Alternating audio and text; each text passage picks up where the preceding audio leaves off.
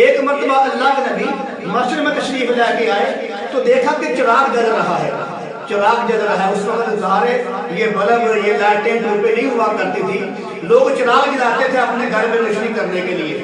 اللہ کے نبی مسجد میں تشریف لے کے آئے، دیکھا تو چراغ جل رہا ہے۔ اللہ کے پیغمبر نے پوچھا یہ چراغ کس نے جلایا ہے؟ وہ صحابی ڈر گیا، جس نے جلایا تھا وہ ڈر گیا کہ شاید میں نے غلطی کی ہے، مجھے ایسا نہیں کرنا چاہیے تھا۔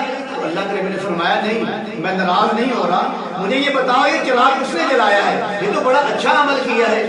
پھر وہ صحابی کھڑا ہوا، اس نے عرض کیا یا رسول اللہ فداک ابی و امی، میرے ماں باپ آپ پر قربان ہو، یہ چراغ آج میں نے جلایا ہے مسجد کے اندر، یہ چراغ میں نے آج مسجد کے اندر میں نے جلایا ہے۔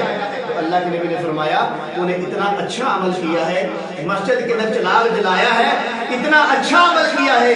میرے کملی والے نے فرمایا کاش تیری میری بیٹی ہوتی تو میں اس کا نکاح تیرے ساتھ کر دیتا۔ تو میرے عزیز بھائی، مسجد کی خدمت کرنا، مسجد میں کلیم لے کر دینا، پنکھے لے کر دینا، مسجد کا بل ادا کرنا، مسجد میں لائٹ اور ٹیوب لے کر دینا، کتنا بڑا عمل ہے کہ اللہ کے پیغمبر فرما رہے ہیں اس آدمی کو جس نے چراغ جلایا ہے، فرمایا کاش میری کبھی بیٹی ہوتی تو میں اس کا نکاح تیرے ساتھ کر دیتا۔